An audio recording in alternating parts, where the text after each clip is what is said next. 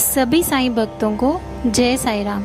आज हम जानने वाले हैं बाबा के वो 9 गुरुवार व्रत जिनको करने से लाइफ की हर प्रॉब्लम का सलूशन मिल जाता है। चाहे कितनी ही बड़ी समस्या क्यों ना हो, चाहे वो रोग से रिलेटेड हो, चाहे कोई बीमारी हो, चाहे जॉब के रिलेटेड हो, चाहे किसी भी चीज़ से रिलेटेड हो, कोई भी प्रॉब्लम इस 9 गुरुवार व्रत को करने से सॉल्व हो जाती है। ये मेरा खुद का एक्सपीरियंस है। तो आइए पहले जानते हैं कि इस व्रत से जिन लोगों ने ये व्रत किया है उन लोगों के बारे में हम थोड़ा सा बताते हैं, उन लोगों के बारे में जानकारी देते हैं, उन लोगों के बारे में। एक नगर में आनंद बाबू नाम का एक आदमी रहता था। वह बहुत रईस था। पूर्वजों की उसकी संपत्ति इतनी थी कि उन्हें कभी काम करने की भी ज़रूरत नहीं महसूस नहीं हुई। दुनिया की हर चीज़ उसके पास थी, लेकिन एक चीज़ से वो अभाव में रहा हमेशा कि इतना सब कुछ होने के बाद भी एक बार उसको अचानक पेट में दर्द होने लगा और वो तुरंत हॉस्पिटल पहुंच गए। वहाँ जब डॉक्टर्स ने उसको चेक किया तो उन्होंने बोला कि उनके पित्ते में पथरी है, यानी कि उनके गॉल ब्लैडर में स्टोन हो गया है। वे तुरंत ऑपरेशन करके बाहर निकालना होगा। ऑपरेशन तो हो गया, लेकिन फिर भी उनकी तबीयत जो थी वो उसमें कोई भी सुधार नहीं आया। अब उनका जो हेल्थ था वो धीरे धीरे वीक होने लग गए और हमेशा ही उनको कुछ ना कुछ कोई ना कोई बीमारी होती रहती थी। और अब वो बीमारी से इतने तंग हो गए थे कि एक दिन उन्होंने किसी एक पंडित को बुलवाया और पूछा कि हमारे दुख जो है वो ठीक नहीं हो रहे हैं, क्या कारण है। तो जो पंडित थे वो स्वयं भी साईं बाबा को मानते थे और उन्होंने उन्हें बताया कि आप किस चीज़ के विषय में इतना परेशान हो रहे हैं।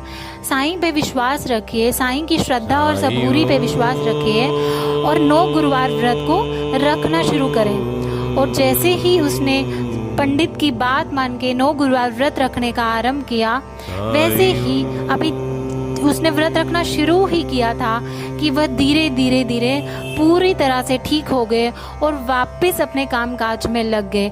ऐसी है हमारे श्री साईं बाबा की महिमा और उनके व्रत रखने से किसी भी प्रकार का कष्ट दूर हो जाता है।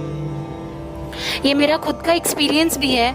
मैंने भी 9 गुरुवार व्रत रखे थे।